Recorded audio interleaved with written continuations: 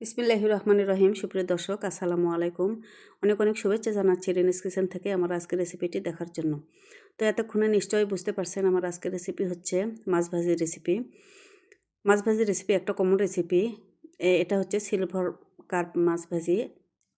আমরা অনেকে কিন্তু এই মাছটা খেতে পছন্দ করি না। এই মাছটা কিন্তু বাজারে সুলভে পাওয়া যায়। আর এরকম করে মুচমুচে করে ভেজে রান্না করে খেলে কিন্তু অনেক মজা লাগে। তো আজকে আমি আমার এই রেসিপিতে আজকে এই সহজ রান্নাটি শেয়ার করছি আপনাদের সাথে। আশা করছি ভালো লাগবে। আমি এখানে 4 পিস মাছ নিয়েছি, মিডিয়াম সাইজের। মাছটা ভালো করে কেটে ধুয়ে পরিষ্কার করে নিয়েছি আর একটু মাছের কাঁটা কেচে নিয়েছি।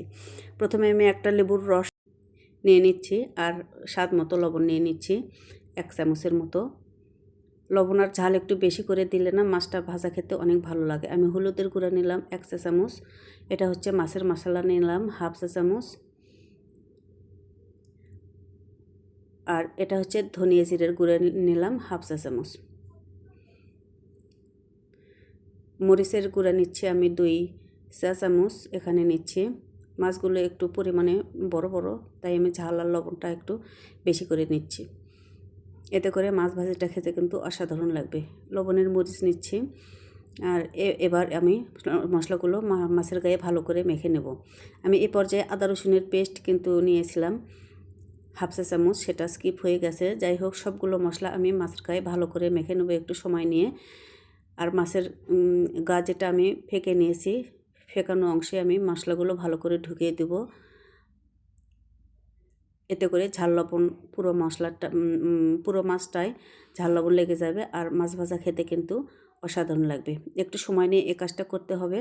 আমি ভালো করে প্রত্যেকটা মাছের গায়ে মশলা ভালো করে লাগিয়ে নিলাম।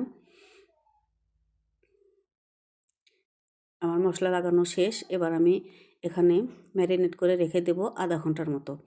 এই কাজটা অবশ্যই করতে হবে, এতে করে মাছের গায়ে কিন্তু ঝাল মশলা ভালো করে প্রবেশ করবে। আধা ঘন্টা পরে আমি রান্নায় চলে আসলাম। চুলা অন করে আমি পরিমাণ মতো তেল নিয়েছি আর দুটো করে মাছ এভাবে করে দিয়ে আমি ফ্রাই করে নেব।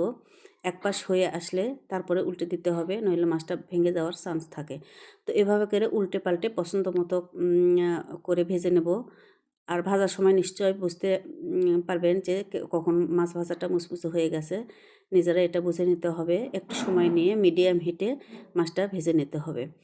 মাছের হিটটা অবশ্যই মিডিয়ামে রাখতে হবে। হাই হিটে দিলে কিন্তু উপর থেকে পুড়ে যাবে, ভেতরটা ভালো করে রান্না হবে না, কুক হবে না। তো আমার সবগুলো মাছটা ফ্রাই করা হয়ে গেছে। আশা করছি ভালো লাগবে ভিডিওটি দর্শক আজকের। তো এভাবে করে মাছ ভাজা করলে পাতলা ডাল, আলু ভর্তা অথবা খিচুড়ির সাথে খেতে কিন্তু ভীষণ মজা পাওয়া যায়। তো সুলভে পাওয়া এই মাছটা আমরা এভাবে ট্রাই করতে পারি। সবাই অনেক অনেক ভালো থাকুন।